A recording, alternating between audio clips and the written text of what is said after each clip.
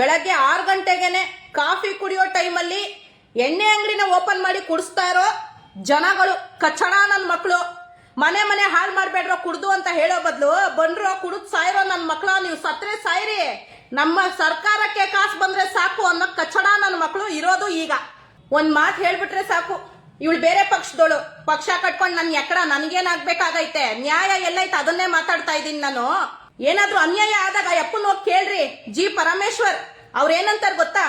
ಹೌದಾ, ಅದ್ರ ಬಗ್ಗೆ ನಮ್ ಗಮನಕ್ಕಿನ್ನ ಬಂದಿಲ್ಲ, ತನಿಖೆ ನಡೆಸಿ ನಿಮ್ಗೆ ಆಮೇಲೆ ಹೇಳ್ತೀನಿ ಇಷ್ಟು ಹೇಳ್ತಾರೆ. ಗಮನಕ್ಕೆ ಬರ್ದೇ ಇರೋರು ಒಂದ್ ಕಡೆ ಇರ್ಬೇಕು. ಎಣ್ಣೆ ಓಡಿಸೋದಕ್ ಗಮನ ಬರುತ್ತಾ ನಿಮ್ಗೆ?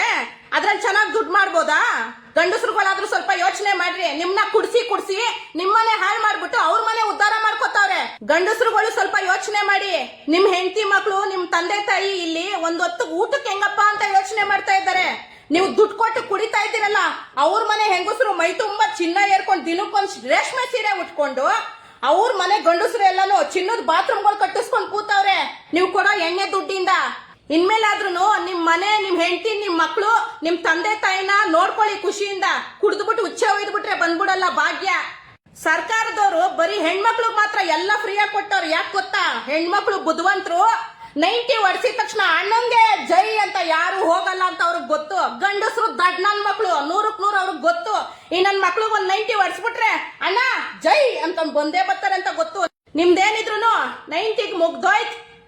ಗಂಡಸರು ಎಣ್ಣೆ ರೇಟ್ ಎಲ್ಲ ಜಾಸ್ತಿ ಮಾಡ್ಬಿಟ್ಟು ನಿನಗೂ ಫ್ರೀ, ನಿನ್ ಹೆಂಡ್ರಿಗೂ ಫ್ರೀ, ನಿಮ್ ಅವ್ವನಿಗೂ ಫ್ರೀ ಅಂತ ಬೊಗಳುತ್ತಾರೆ ನಿಂತ್ಕೊಂಡು. ಗಂಡಸರು ಎಣ್ಣೆ ದುಡ್ಡು ಜಾಸ್ತಿ ಮಾಡಿರೋದನ್ನ ಯಾರು ಕೇಳ್ತಾ ಇಲ್ಲ. ಎಷ್ಟನ ಜಾಸ್ತಿ ಮಾಡ್ರಿ, ನಾವೇನು ಕುಡಿಬೇಕು ಅಷ್ಟೇ ನಿಮ್ ಯೋಚನೆ. ಹೊಸ ವರ್ಷನ್ ಯಾವತ್ತು ಹೊಸತನದಿಂದ ಶುರು ಮಾಡ್ಬೇಕು. ಅವತ್ತಿನ ದಿನಾನು ಕುಡ್ದು ಹುಚ್ಚ ಹೊಯ್ಕೊಂಡು ಶುರು ಮಾಡೋದಲ್ಲ. ದಯವಿಟ್ಟು ಹೇಳ್ತಾ ಇದೀನಿ ಕೇಳಿ. ಹೊಸ ವರ್ಷದ ದಿನ ಎಣ್ಣೆ ಪಾರ್ಟಿ ಮಾಡ್ಲೇಬೇಡಿ. ಹೊಸ ವರ್ಷದ ದಿನ ಏನ್ ಬೇಕೋ ತಗೊಂಡ್ ತಿನ್ನಿ, ನಿಮ್ಗೆ ಇಷ್ಟ ಆಗಿರೋದ್ ತಿನ್ನಿ, ನಿಮ್ಗೆ ಇಷ್ಟ ಬಂದಿರೋ ತರ ಇರಿ, ನಿಮ್ಗೆ ಇಷ್ಟ ಆಗಿರೋ ಜಾಗಕ್ಕೆ ಹೋಗಿ. ಆದ್ರೆ ಕುಡಿಯಕ್ ಹೋಗ್ಬೇಡಿ.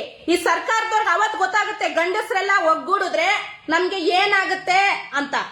ಅಣ್ಣ ದಯವಿಟ್ಟು ಕೈ ಮುಗಿದ್ ಕೇಳ್ಕೊತಾ ಇದೀನಿ. ನಿಮ್ ತಂಗಿ ಅಂತ ಆದ್ರೂ ಅನ್ಕೊಳ್ಳಿ, ಇಲ್ಲ ನಿಮ್ ಅಕ್ಕ ಅನ್ಕೊಂಡು, ನಿಮ್ ಮನೆ ಹುಡುಗಿ ಅಂತ ಅನ್ಕೊಂಡು ನೀವು ಈ ಸತಿ ನ್ಯೂ ಇಯರ್ ಪಾರ್ಟಿನ ಎಣ್ಣೆ ಕುಡಿದೇ ಶುರು ಮಾಡ್ರಣ. ನಿಮ್ ಜೀವನ ತುಂಬಾನೇ ಚೆನ್ನಾಗಿರುತ್ತೆ. ಏನಕ್ಕಣ ಪ್ರತಿ ವರ್ಷ ಕುಡ್ತದಿಂದ ಯಾಕ್ರಣ ಸ್ಟಾರ್ಟ್ ಮಾಡ್ತೀರಾ?